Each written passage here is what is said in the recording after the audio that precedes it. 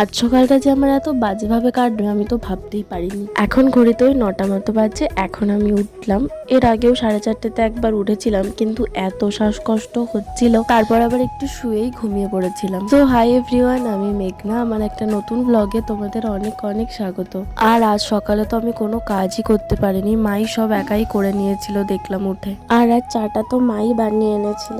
যখন চা খেয়েছিলাম তখন মোটামুটি ওই 9টা মতো বাজে, আর এখন মোটামুটি ওই 10টা বাজতে যায়।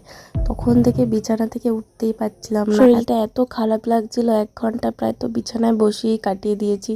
তো তারপর তো উঠলাম, তাও আর যাই কাজ থাকুক বা না থাকুক, নিজের ঘরটা তো ঠিকঠাক পরিষ্কার পরিচ্ছন্নভাবে একদম ফিটফাট রাখতেই হবে। তাই জন্য হাজার শরীর খারাপ থাকুক আর যাই থাকুক না কেন, উঠে ঝটপট কাজগুলো সেরে নিলাম, কারণ অনেকটাই বেলা হয়ে গেছে। আর এই বিছানা যে দিনে কতবার ঝাড়তে হয়, পরিষ্কার করতে হয়, তার তো কোনো গোনাগুনতির ঠিক নেই।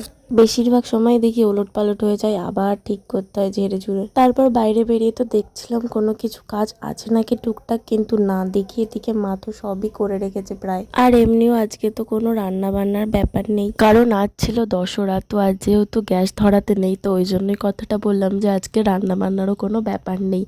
আর যেহেতু আমাবতী পড়েছে, তো ওই জন্য তো ঠাকুর ঢেকে রেখেছি, কিন্তু এই গোপুসোনাকে তো একদমই ঢেকে রাখিনি, কারণ এত কিউট। শরীরটা তো আবার এত খারাপ লাগছিল যে শুয়ে শুয়ে বাইরের আকাশটা দেখছিলাম। ওয়েদারটাও আজকে ভীষণই ভালো ছিল।